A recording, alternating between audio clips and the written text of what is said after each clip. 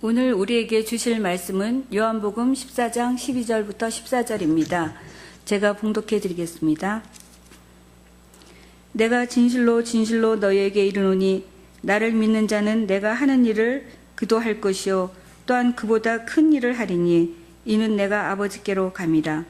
너가 내 이름으로 무엇을 구하든지 내가 행하리니 이는 아버지로 하여금 아들로 말미암아 영광을 받으시게 하려 함이라. 내 이름으로 무엇이든지 내게 구하면 내가 행하리라. 아멘. 이는 살아계신 하나님의 말씀입니다. 저는 오늘 여러분들과 함께 그보다 더 큰 일을 하리라, 이런 제목으로 말씀을 나누려고 합니다. 오늘 본문을 보면 우리 예수님이 제자들에게 참 놀라운 축복의 말씀을 하십니다. 이제 너희가 나를 믿으면 나의 일을 하게 될 것인데 이보다 더 큰 일을 할 것이라고 말씀하셨습니다. 여러분, 이게 무슨 말입니까? 지금 제자들의 마음에는 근심밖에 없습니다. 이제 잠시 후면 자신들을 떠나 하나님께로 가시겠다는 예수님 때문에 염려 가운데 빠져 있습니다. 그런데 예수님은 너희는 마음에 근심하지 말고 하나님을 믿으니 또 나를 믿으라, 그렇게 말씀하시면서 누구든지 나를 믿는 자는 나의 일을 할 것이고 이보다 더 큰 일을 할 것이라고 말씀을 하십니다. 여러분, 제자들이 무슨 힘이 있어서 이런 일을 할 수 있단 말입니까? 더욱이 여기서 말하는 큰 일이란 말은 임팩트, 어떤 강력한 영향력을 주는 그런 것들을 말하는 것인데 과연 제자들에게 그럴 만한 능력이 있냐는 것입니다. 더욱이 이 말씀이 우리에게 소중한 것은 이 말씀은 12명의 제자들에게만 주신 말씀이 아니라고 하는 것입니다. 너희가 나를 믿으면 나의 일을 그도 할 것이요 라는 말씀처럼 오늘도 지금도 예수를 믿는 모든 그리스도인들에게 주시는 예수님의 마음이고 예수님의 축복의 말씀이라는 것입니다. 저는 오늘 본문을 읽다가 그보다 더 큰 일을 하리라는 이 말씀이 얼마나 좋았는지 몰라요.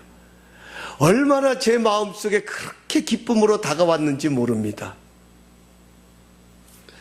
그런데 여러분, 이 말씀을 읽으면서 그렇게 좋았는데 가만히 곰곰하면 생각해 보니까 내가 이보다 더 큰 일을 할 수 있다.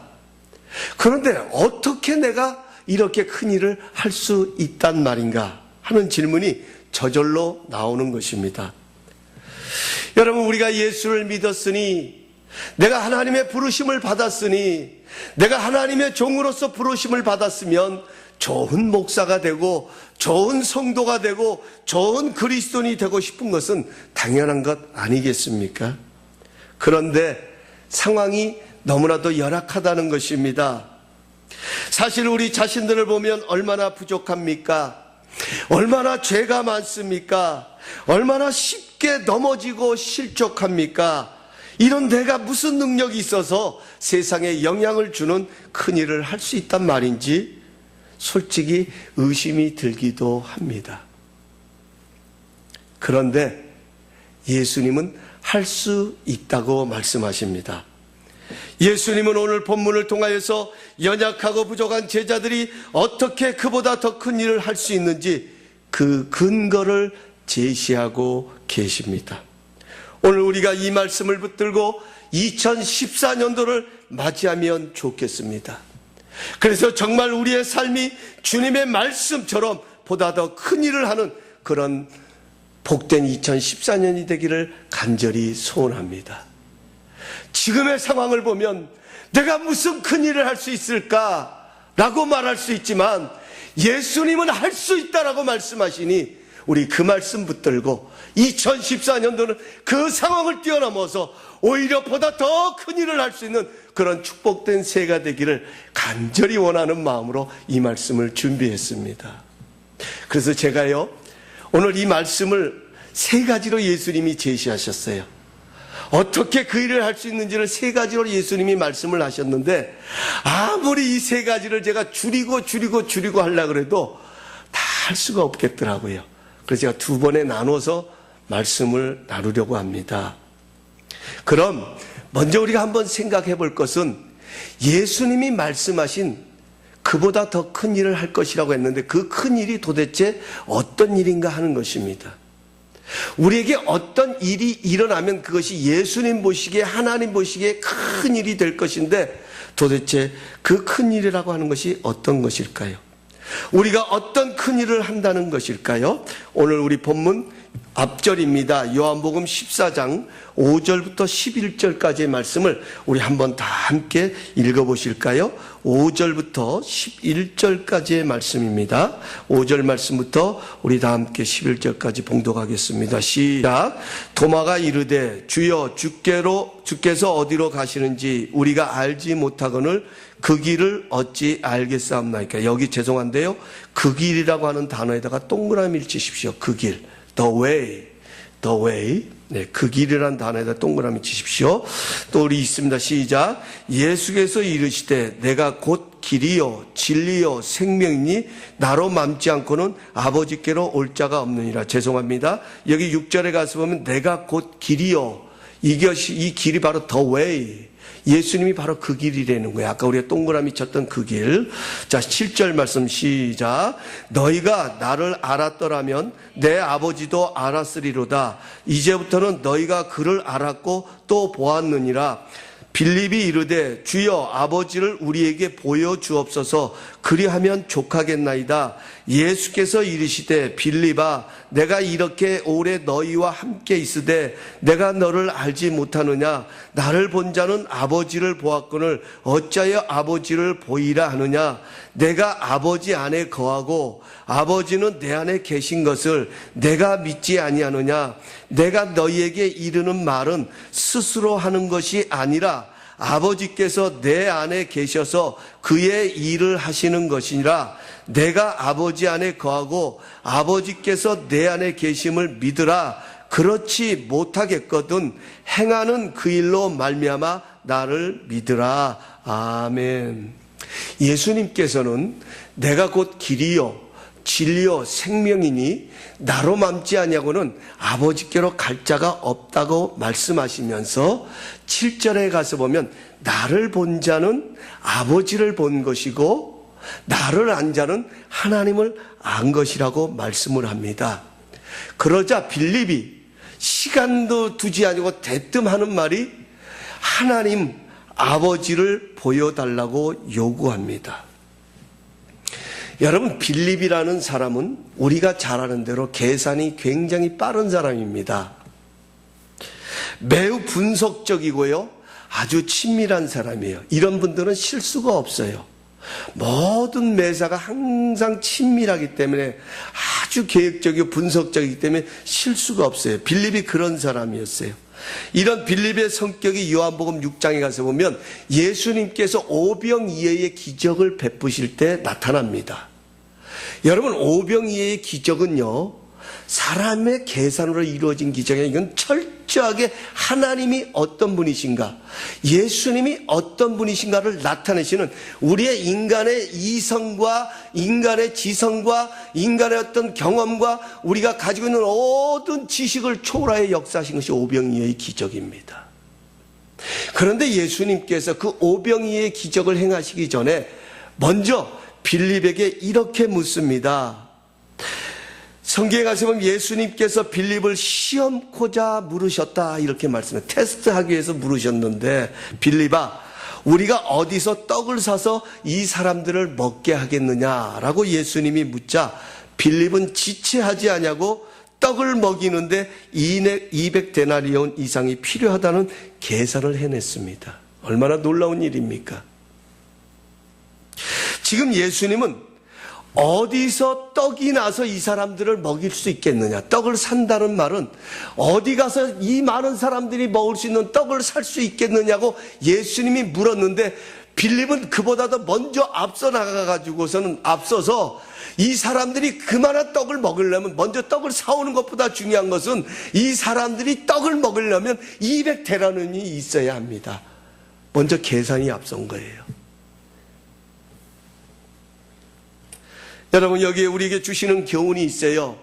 빌립은 계산의 능력은 있었지만 수천 명을 먹일 수 있는 주님의 능력은 생각하지 못하고 있었더라는 것입니다. 이것이 바로 예수님이 빌립을 시험하신 목적이었습니다. 여러분, 이것이 우리가 흔히 범할 수 있는 실수입니다. 계산이 필요 없다는 말이 아니라 계산이 주님의 능력을 가려서는 안 된다는 것입니다.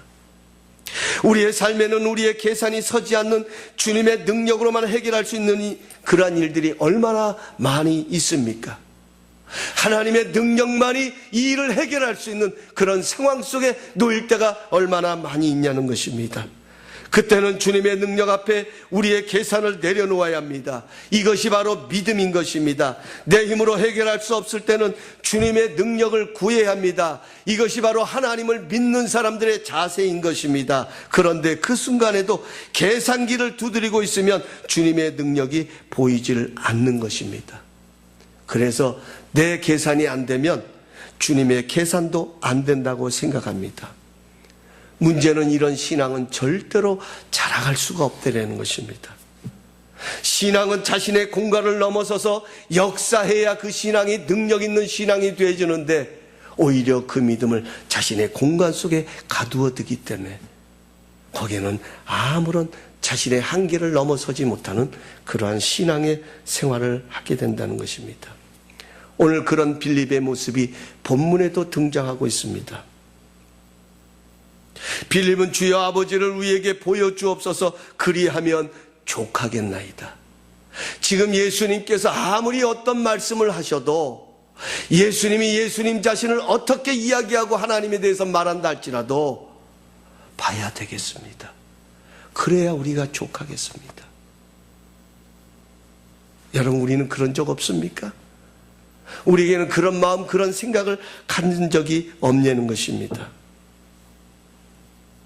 이때 예수님은 빌립아, 내가 이렇게 너희와 함께 있으되 내가 나를 알지 못하느냐? 나를 본 자는 아버지를 보았거늘 어찌하여 아버지를 보이려 하느냐? 나는 아버지 안에 있고 아버지는 내 안에 계실 것을 내가 믿지 아니하느냐? 내가 지금 너희에게 하는 이 말도, 내가 지금 너희에게 전하고 있는 이 말도 내 스스로 하는 것이 아니라 내 안에 계시는 하나님께서 그 말을, 그 일을 행하고 계시는 것이다 라고 대답하셨습니다. 이것을 바꿔 말하면 빌립아, 너는 내가 하는 일을 보지 못했느냐? 내가 어떻게 이 무리들을 먹이고 병든 자를 고쳤는지 생각해보라. 내가 내 말을 듣고 또 내가 이룬 기사를 보면 너는 아버지의 말씀을 듣고 아버지를 본 것이라는 내용과 같은 것입니다. 지금도요, 이 세상은 빌립이 하나님을 보여달라고 말하는 것처럼 이 세상은 하나님을 보여달라고 말합니다. 진리의 말씀도 좋습니다. 지금도 전파되어지는 그런 하나님의 메시지 좋습니다. 얼마든지 그 말씀을 들으면서도 감동을 합니다.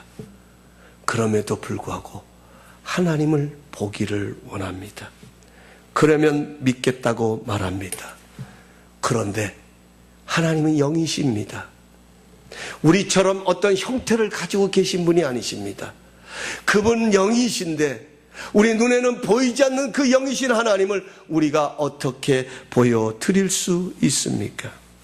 우리가 무슨 능력이 있어서 하나님을 보여줄 수 있습니까?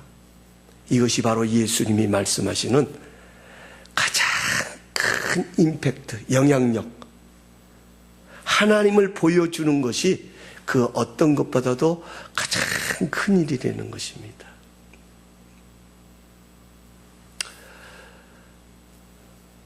바꿔서 말하면 지금 예수님은 제자들, 연약한 제자들이에요. 당장 눈앞에 있는 것 보고 지금 근심하고 염려하는 제자들, 그 제자들도 예수님을 믿으면 예수님의 일을 할 것이요 그보다 더 큰 일을 할 것이라는 이 예수님의 마음속에는 뭐가 있었느냐? 바로 이들을 통하여서 하나님을 보여주는, 하나님을 드러내는, 하나님을 저 세상에 나타내는 그런 큰 일을 하는 도구로 예수님은 제자들을 바라보고 계신다는 것입니다. 사랑하는 성도 여러분, 오늘 우리가 이 자리에 나와서 예배드리고 우리의 처해 있는 상황을 보고 환경을 보면서 여러분 어디서 새해를 기대할 수 있습니까?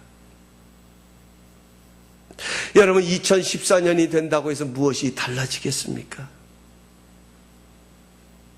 여전히 우리 눈에 비춰지는 현상과 현실들은 너무나도 힘들고 어려운데 여러분 어떻게 우리가 큰 일을 감당할 수 있다는 말입니까? 지금 이런 모습 속에서 어떻게 우리가 세상을 축복하는, 예수 믿고 변화되어 세상을 축복하는 교회가 될 수 있다는 말입니까? 분명한 것은 우리의 모든 상황이 하나님을 보여주는, 하나님을 나타내는 그런 것이 되어진다면 이것이야말로 가장 큰 일을 하는 것이고, 이것이야말로 세상을 축복하는 가장 강력한 임팩트가 되는 것이라고 예수님은 말씀하고 있는 거예요. 오늘 우리의 문제를 새롭게 보십시다. 우리 한 사람 한 사람, 우리 각자를 새로운 눈으로 바라볼 수 있는 믿음의 영안이 열릴 수 있기를 바랍니다. 하나님 앞에서는요, 버릴 것이 없대요. 하나님은요, 우리의 연약함을 통하여서도 강한 자를 부끄럽게 하신대요. 하나님은요, 우리의 겸손함을 통하여서 교만한 자도 물리치신다고 말씀하십니다. 오늘 우리가 할 수 있는 큰 일은 뭐냐? 우리가 가지고 있는 어떤 아픔, 어떤 문제, 어떤 고통이 있다 할지라도 그것이 하나님을 보여드리는 것이 되고 하나님을 보여주는 것이 되면 여러분 큰 일을 하는 것이 되는 줄로 믿습니다. 그럼 어떻게 영이신 하나님을 보여줄 수 있을까 하는 것입니다. 그러면 어떻게 이렇게 연약한 우리가 저 세상을 향하여서 하나님을 나타내 보여줄 수 있느냐는 겁니다. 이렇게 부족한 상황 속에 있는데, 내가 할 수 있는 것이 이렇게 연약하고 한계가 되어져 있는데, 이런 우리가 어떻게 저 세상을 향하여 하나님을 보여줄 수 있는 그런 영향력 있는 인물이 되어줄 수 있는 것입니다. 그것은 예수님이 행하신 일을 내가 행함으로 하나님을 나타내 보일 수 있다는 거예요. 예수님이 그 말씀을 하셨어요. 너희가 나를 믿으면 내가 하는 일을 너희가 할 것이요 그보다 더 큰 일을 할 것이니라. 여러분, 예수님은요, 영이신 하나님을 이 세상에 보여주시기 위해서 우리와 똑같은 육신의 몸을 입고 이 땅에 오셨습니다. 그리고 예수님은 이 땅에 계시면서 하나님의 일을 하셨습니다. 그 하나님의 일을 하시면서 하나님을 친히 보여주셨습니다. 하나님은 이런 분이시라고, 하나님은 이런 능력이 있으신 분이라고, 하나님의 사랑은 이렇게 크고 넓은 것임을 예수님은 친히 보여주셨습니다. 그래서 지금 제자들에게 하나님을 보여달라고 하는 빌립에게 예수님을 말씀하십니다. 나를 본 자는 하나님을 본 것이고 나를 아는 자는 하나님을 아는 것이라고 말씀을 합니다. 하나님도 예수님 안에서 예수님과 더불어 하나님의 일을 하셨습니다. 그래서 예수님을 본 자는 하나님을 본 것이라고 말씀할 수 있습니다. 마찬가지로 예수님을 믿는 우리가 예수님의 행하신 일을 행할 때 그 일을 통해서, 다시 말씀드리면 예수님은 그 안에 우리와 함께 하셔서 그 일을 통해서 하나님을 보게 되는 것입니다. 그런데 여러분, 예수님께서 하신 일이 얼마나 위대하고 놀랍습니까? 이게 가면 갈수록 태산이라고, 우리가 예수님이 행하신 일을 우리도 해야 되겠는데, 여러분, 그분이 하신 일이 얼마나 많고 얼마나 위대하고 놀랍습니까? 마태복음 4장 23절에 가서 보면 예수님이 행하신 일들을 딱 3가지로 요약해 놓았습니다. 제가 봉독해 드립니다. 예수께서 온 갈릴리에 두루 다니사 그들의 회당에서 가르치시며 천국 복음을 전파하시며 백성 중에 모든 병과 모든 악한 것을 고치시니라. 예수님이 하셨던 일은 3가지입니다. 가르치셨습니다. 하나님 나라를 가르치셨고요.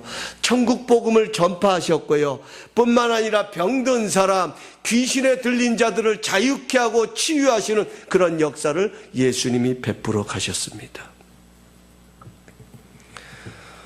여러분, 우리 교회가 예수님의 일을 하는 교회가 되어야 될 줄로 믿습니다. 여러분, 우리 한 사람 한 사람이 예수님이 하시는 일을 저 세상에 드러내는 그런 존재가, 그런 그리스도의 편지요 향기가 되어야 될 것입니다. 그런데 문제는 우리에게 그럴 능력이 있냐는 거예요. 우리 앞에 놓인 일도 처리하지 못해서 정말 그 문제거리고, 마치 제자들이 예수님이 아무리 이런 말씀을 하셔도 끙끙거리는 것처럼 우리도 문제 앞에 놓이면 끙끙거리는데, 어떻게 주님은 이렇게 엄청난 일을 우리가 할 것이라고 말씀하신지, 그것을 오늘 본문을 통해서 나눠봅니다. 첫 번째로요, 성령의 능력으로 할 수 있다는 것입니다. 따라하십시다. 성령의 능력으로. 성령의 능력으로. 여러분, 2014년도 우리 교회가, 우리 성도님들 한 분 한 분이 성령님께 붙들리는 그런 능력의 역사가 일어날 수 있길 예수님의 이름으로 축복합니다. 오늘 12절에 보면 이렇게 기록되어 있습니다. 나를 믿는 자는 내가 하는 일을 그도 할 것이요 또한 그보다 큰 일도 하리니. 그 다음에 뭐라고 그랬어요? 이는 이라고 하는 단어에다가 한번 동그라미를 쳐보세요. 이는이란 말은 뭡니까?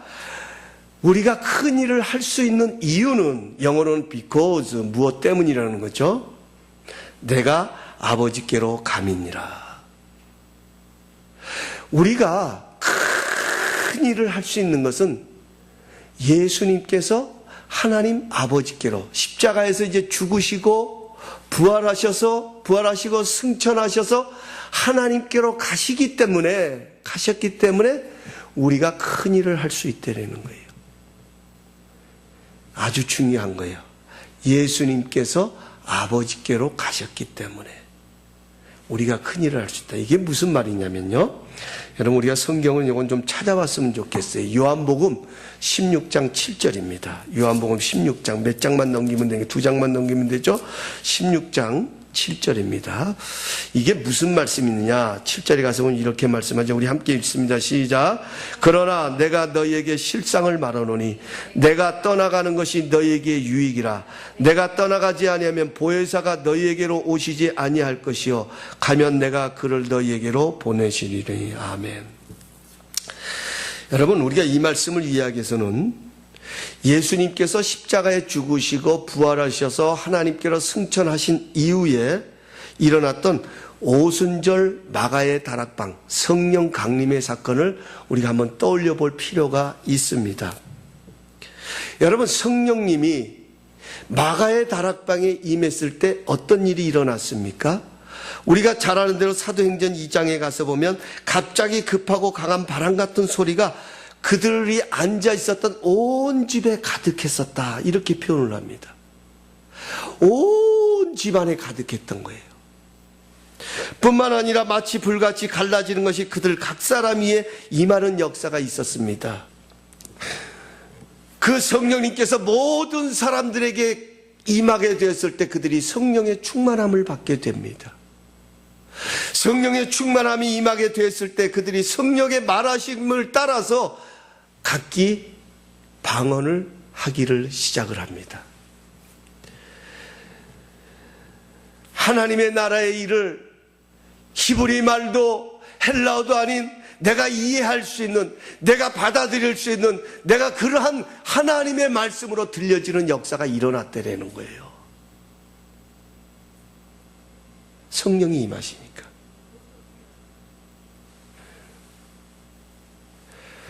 여러분, 많은 사람들이 거기 모여 있었던 120문도뿐만 아니라 이들이 성령 충만함을 받고 기뻐서 어찌할 줄 모르는 이런 상황을 보았던 많은 유대인들까지도 이구동성으로 웅성웅성되기를, 야, 저 사람들이 지금 새술에 취해 있다, 술에 취해 있다라고 말하는 거예요. 그때 베드로가 벌떡 일어나서 말합니다. 아닙니다. 지금 시간적으로 9시입니다. 오전 9시인데 무슨 우리가 술에 취해 있겠습니까? 하나님께서 예언자의 요엘을 통해 말씀하신 것처럼 마지막 날에 내가 내 영을 너희의 모든 육체에 부어주겠고 젊은이들은 환상을 보고 나이 든 사람들은 꿈을 꾸며 너희 자녀들은 예언할 것이라 하신 그 하나님의 말씀이 지금 우리 가운데 임했습니다. 우리 가운데 나타났습니다. 그래서 우리는 지금 하나님이 들려주시는 그 말씀이 내가 이해할 수 있고 내가 받아들일 수 있는 그런 말씀으로 들려지는 역사가 일어났다는 거예요. 여러분 한번 생각해 보세요. 우리가 가장 큰 힘을 얻을 때가 언제입니까? 우리가 믿음 생활하면서 우리가 신앙 생활을 하면서 가장 큰 능력을 얻고 담대함을 얻을 때가 언제냐? 하나님의 마음을 알 때 아니에요. 하나님의 생각이 내 생각으로 내 마음속에 심겨질 때에, 아니 하나님의 뜻하신 그 모든 것들이 확신으로 내 안에 자리 잡을 때에 여러분 그것처럼 담대할 때가 어딨냐는 거예요. 지금 성령 충만함을 받았던 이 120문도 안에 이런 역사가 일어난 거예요. 여러분 오해하면 안 됩니다. 이들이 예수를 믿지 않았던 사람들이 아닙니다. 이들이 신앙을 가지지 않았던 사람들이 아닙니다. 이들이 교인이 아니었던 거 아닙니다. 이들은 예수를 믿었습니다. 이들도 신도였습니다. 예수를 따르는 신도였습니다. 교회는 성령이 임하신 다음에 그 다음에 세워진 게 교회예요. 그래요. 비록 불완전하고 여러 면에서는 불투명했지만 그들은 주님을 믿었습니다. 그러나 성령이 그들 가운데 충만하게 임재할 때 비로소 그들은 하나님의 일을 하는 하나님의 사람들로 세움을 입게 되었다는 것입니다. 바꿔서 말하면 성령님께서 그들의 믿음을 붙드신 거예요. 성령님께서 그들의 믿음을 사용하신 거예요. 여러분, 그럼 예수님이 여기 계시면 안 됩니까? 그 2000년 전에 제자들 앞에 나타났던 예수님이 지금 여기 우리 앞에 계시면 안 되는 거예요? 뭐가 달라집니까? 여러분, 예수님은 육체로 오셨어요. 육신의 몸을 입고 오셨어요. 이 육체는요, 시간과 공간의 제한을 받습니다. 우리는 이 자리에 머물면 여기에 있는 거예요. 우리가 여기에 있는 제가 저기 LA 가 있을 수는 없는 거예요. 예수님을 만나려면 다이아몬드 감사님께로 다 와야 돼요. 이 세상 사람들이. 지금 여러분 이 땅에 수많은 교회들이 쟁탈전이 벌릴 겁니다. 예수님 서로 모시려고. 만약 예수님이 하나님께로 가지 않으셨다면, 지금 예수님께서 육신의 몸을 입고 계시다면 지금 그 예수님을 만나기 위해서는 예수님이 계신 곳으로 가야 돼요. 왜? 시간과 공간의 제한을 받기 때문에. 그래서 이 땅에 세워진 모든 교회들이 얼른 눈이 뜨자마자 주일 아침 새벽부터 그 앞에 줄을 서서 예수님 계신 곳 앞에 줄을 서서 그 예수님 모셔오려고 난리 법석을 떨어야 될 거예요. 그런데 여러분, 예수님께서 하나님께로 가시면서 성령님을 보내주셨습니다. 그분은 영이십니다. 성령님은 시간과 공간을 초월해서 역사하십니다. 오늘 여기 다이아몬드 감사님교에 계신 성령님은요, 오늘 우리 부엔다파 감사님교에도 계시고요, 우리 빅토빌 감사님교에도 계시고요, 우리 코로나 감사님교에도 거하시고요, 더 나아가서 우리 LA 감사님교에도 거하시고, 얼바인 감사님교에도 거하시고, 이 땅에 주님의 이름으로 모여 예배하는 그곳에도 함께 하실 뿐만 아니라 오늘도 하나님을 찾는 그곳에, 그것이 비록 화장실이라 할지라도, 그것이 어떤 곳이라 할지라도 주님의 이름을 부르는 그곳에 성령님은 동등하게 역사하신다는 거예요. 그래서 이보다 더 큰 일을 할 수 있다는 거예요. 오해하면 안 돼요. 우리의 능력이 주님의 능력보다 위대하기 때문에 우리가 주님보다 큰 일을 한다는 것이 아니라 모든 공간을 초월하여 역사하시는 성령님께서 우리와 함께 하시기 때문에 우리는 큰 일을 할 수 있다는 것입니다. 그럼 그 성령님은 어떤 분이냐? 예수님은 그 성령님을 이렇게 소개합니다. 보혜사라고 성령님. 이 보혜사라는 말은 상담자, 카운셀러 또는 돕는 자라는 뜻을 담고 있습니다. 성령님은 어떤 분이냐? 보혜사라는 말은 우리의 모든 삶의 모든 순간순간을 도와주시고 위로하여 주시고 협력하여 주시는 상담자와 같은 분이 성령님이 되는 거예요. 예수님은 그 보혜사를 이렇게 설명합니다. 14장 17절입니다. 그는 진리의 영이라 세상은 능히 그를 받지 못하나니 이는 그를 보지도 못하고 알지도 못함이라. 그러나 너희는 그를 아나니 그는 너희와 함께 거하심이요 또 너희 속에 계심이니라. 보혜사 성령님은 어떤 분이시냐? 누구든지 예수 그리스도를 믿으면 그분과 함께 하시고 그분 속에 거하시는 분이 성령님이시다.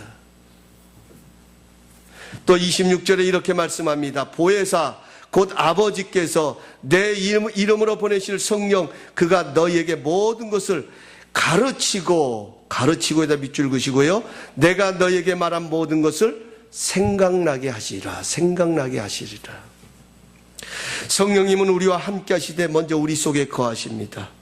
우리의 협력자의 상당자이신 성령님은 진리의 영이라고 부르십니다. 성령님은 세상의 영이 아니라 진리로만 말씀하시고 진리를 통해서만 일하십니다. 그래서 진리가 아닌 것과는 어떤 경우에도 함께 하시지 않은 분이 진리의 영이신 성령님이십니다. 그러므로 성령님과 함께하는 자는 그 삶을 통하여 진리이신 예수님이 나타나게 되는 것입니다. 뿐만 아니라 성령님은 우리와 함께 하시면서 우리의 갈 길을 가르치시고 주님이 말씀하신 모든 것들을 필요할 때마다 생각나게 하신다고 말씀하십니다. 이것이 바로 우리가 날마다 성령님의 도우심을 구하고 간구해야 할 이유인 것입니다. 여러분 이런 거 많이 경험하지 않으세요? 저는 목사입니다. 네? 저는 종종 목회를 하다 보면 제가 이렇게 사역을 하다 보면 그런 생각을 많이 가질 때가 있어요. 제 마음에 혹은 제 생각 속에 또 어떤 행동들이 주님의 뜻에 합당하지 아니하고 또 주님의 마음에 참 이렇게 거슬리는 그런 모습들이 나올 때 반드시 제 안에는요 어떤 생각이 떠오릅니다. 어떤 생각은 또 이런 생각이 있어요. 야, 그렇구나. 제가 지난번에도 말씀드렸듯이 모세가 그래서 가나안에 들어가지 못했구나 하는 그런 것처럼 내가 어떤 일을 행할 때에 성령님께서 내 안에서 어떤 깨달음을 주세요. 그래도 내가 목사인데, 그래도 내가 그리스도인인데, 내가 그래도 교회 생활하는 사람인데, 내가 그래도 하나님을 찾는 사람인데, 내가 그래도 다른 사람들에게는 이렇게 살라고 하나님의 말씀을 전하는 자인데 내가 그러면 이러면 안 되지. 그런 생각 안 들까요? 여러분 혹시 그런 생각 드신 적은 없으십니까? 성령님은 우리 안에 계셔서 지금도 그 일을 행하고 계시다는 거예요. 다시 말하면 예수님이 행하셨던 일, 그 일을 지금 우리 안에 거하시면서 그 일을 이뤄가시는 분이 성령님이시다 하는 거예요. 뿐만 아니라 성령님은 책망하십니다. 요한복음 16장 8절에 가서 보면 그가 와서 죄에 대하여 의에 대하여 심판에 대하여 세상을 책망하라니 13절에 가서 보면 이렇게 말씀합니다. 그러나 진리의 성령이 오시면 그가 너희를 모든 진리 가운데로 인도하시리니 그가 스스로 말하지 아니하고 오직 들은 것을 말하며 장래일을 너희에게 알리시리라. 사랑하는 성도 여러분, 누가 하나님의 일을 할 수 있습니까? 두말할 것도 없이 예수 믿는 사람이 하나님의 일을 할 수 있습니다. 그런데 언제 예수가 깨달아지고 치유의 역사가 일어나느냐? 성령님께서 역사하실 때 일어난다는 거예요. 바꿔서 말하면 우리가 저 세상에다가 하나님을 보여주고 하나님을 나타내려면 먼저 우리가 하나님을 보아야 되겠죠. 먼저 우리가 하나님을 경험해야 되겠죠. 우리가 먼저 하나님의 능력을 받아야 되겠죠. 그래야 저 세상에 그 하나님을 보여줄 수 있지 않겠습니까? 그럼 어떻게 그 하나님을 볼 수 있냐는 거예요. 어떻게 그 하나님을 알 수 있냐는 거예요. 어떻게 그 하나님의 역사를 하실 수 있느냐? 두말할 것 없이 성령께서 역사해 주셔야 된다는 겁니다. 그래서 사도 바울은 고린도전서 2장 4절에 이렇게 말합니다. 내 말과 전도함이 설득력 있는 지혜의 말로 하지 아니하고 다만 성령의 나타나심과 능력으로 하여 너희 믿음의 사람이 지혜 있지 아니하고 다만 하나님의 능력에 있게 하려 하였노라. 바울은 복음을 전할 때 설득하려고 하지 않았더라는 거예요. 이거 굉장히 중요한 겁니다. 여러분, 복음이 설득한다는 것은 이해시킨다는 말이걸랑요. 여러분, 하나님의 복음이 이해시킨다고 해서 이해되는 거냐는 거예요. 하나님의 일은요, 우리의 인간이 이해할 수 있어서 이해할 수 있는 분이 아니에요. 하나님은. 저는 그런 하나님을 믿습니다. 제가 믿는 하나님은요, 내 생각을 넘어서고요, 내 이성을 넘어서시고요, 내 경험을 초월하셔서 오히려 그 모든 상황을 넘어서서 역사하시는 분, 내가 도저히 이해하실 수 없는, 내가 알 수 없는 방법으로 내 길과 다르고 내 생각과 다르고 내 깊이와 다른 그 하나님이 바로 내가 믿고 의지하는 하나님이라는 거예요.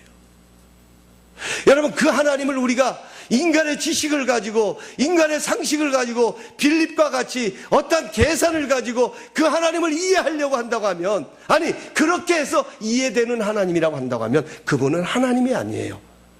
그분은 우리의 친구 정도 될 거예요. 내가 힘들고 어려울 때 그저 나를 위로해주고 나를 격려해주고 나와 함께하는 그 정도의 친구는 될 수 있을는지 몰라도, 그래도 우리가 믿고 의지하는 하나님은 살아서 모든 것을 주관하시고 다스리시는, 우리의 생각과 우리의 방법과 우리의, 여러분, 예수님이 천의 몸을 입고 이 땅에 다시 탄생하셨다고 하는 것, 그게 인간의 지식으로 이해됩니까? 의학적으로 해석이 됩니까? 무엇으로 그것을 해석할 수 있습니까? 그것을 해석할 수 있는 방법은, 성경은 그 마리아의 남편인 요셉에게도 마리아가 처녀로 잉태했을 때 그 소식을 접한 요셉은 그 마리아와 조용히 관계를 끊으려고 했어요. 그때 누가 나타나냐? 성령께서 나타나셔서 마리아의 몸에 있는 그 자녀는 성령으로 잉태된 것이니 라고 말합니다. 하나님이 하신 일이라는 거예요. 하나님이 하신 일. 그래서 요셉은 그 말씀을 듣고서야 마리아를 데려옵니다. 믿었습니다. 하나님이 하신 일. 우리의 이성으로, 우리의 경험으로, 우리의 지식으로, 우리의 상식으로, 우리의 의학으로, 우리의 어떤 것으로는 이해될 수 없는 것이지만 하나님이 하신 일이기 때문에, 우리의 상황을 뛰어넘어서 하시는 그분의 역사하심이기 때문에 요셉은 마리아를 데려온 거예요. 그 역사가 어떤 역사냐? 성령의 역사였다는 거예요.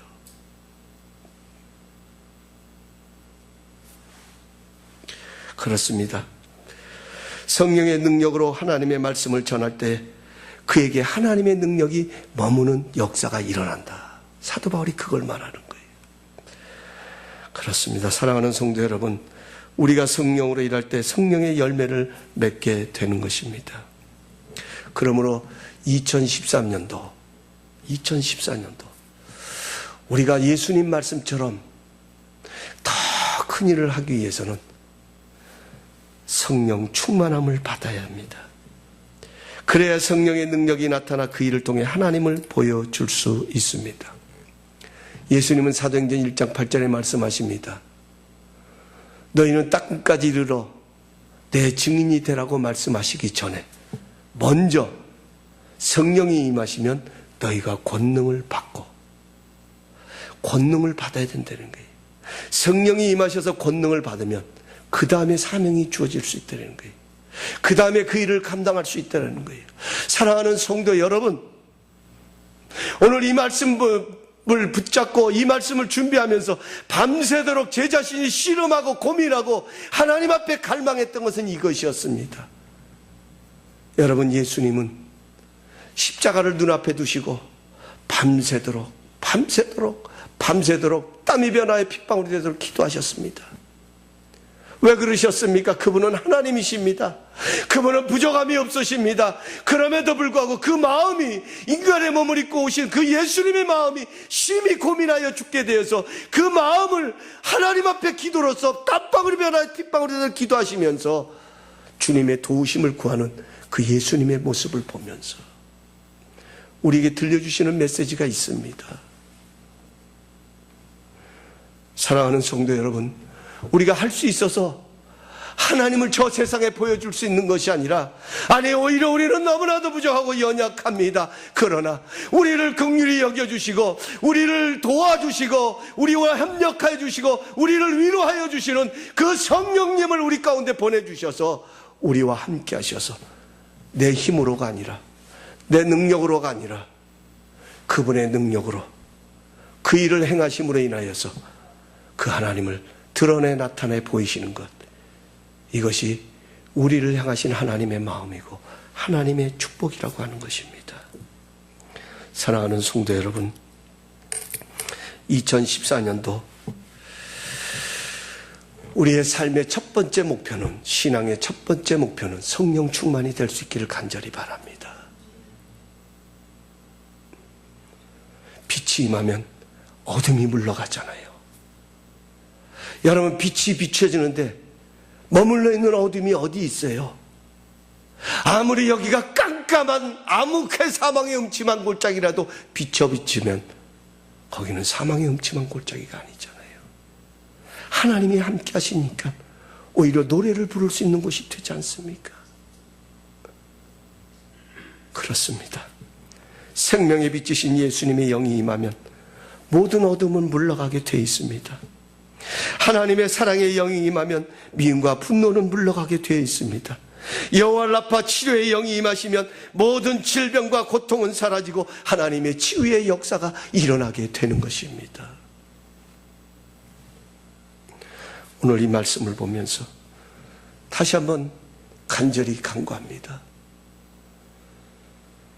여러분, 우리가 아무리 어렵고 힘들어도 예수님보다 어렵고 힘들겠습니까?